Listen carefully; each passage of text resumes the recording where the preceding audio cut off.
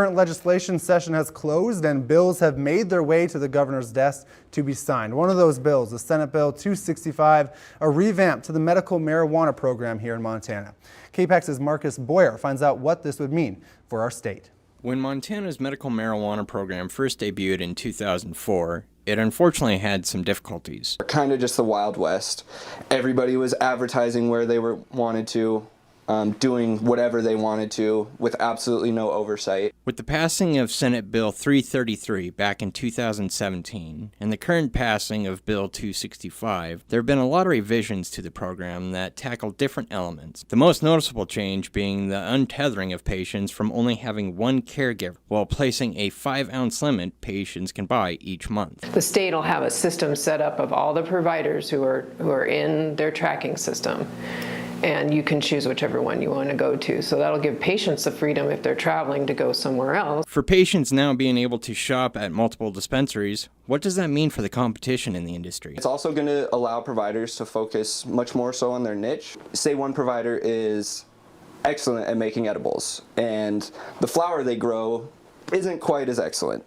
It's going to allow them to focus much more so on just edibles. In 2018, the total sales in the medical marijuana program reached $45 million.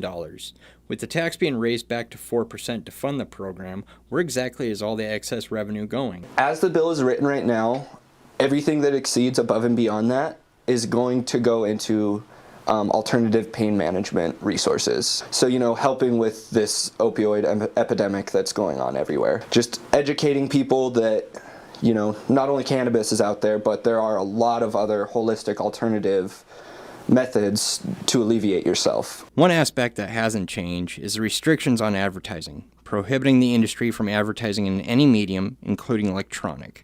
Something the providers don't necessarily agree with. Liquor stores are allowed to advertise. Tobacco and liquor companies are both allowed to advertise.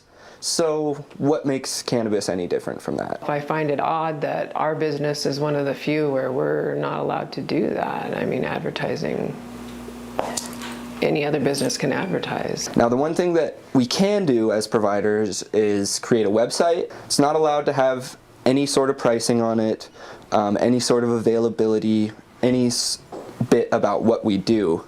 Just the business that we are. With the laws changing and the industry continuing to grow, what do providers hope for the future, and how do they feel about this change? One big thing that I want to see is providers working more so with each other, and it being a lot less cutthroat. I think it's a positive move. There's going to be drawbacks to any laws that change, but overall I think we're moving in the right direction in Montana to help our patients out. Reporting in Billings, Marcus Boyer, MTN News. If signed by the governor, this bill will go into effect July of 2020.